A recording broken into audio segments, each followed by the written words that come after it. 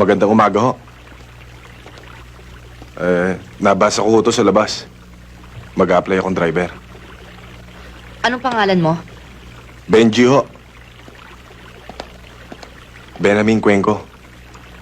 Papasok kang driver. Kumpleto ba papeles mo? Kailangan mo ba yun? Police clearance. Importante sa akin yun dahil di kita kilala. Meron ho, ma'am. Mabuti.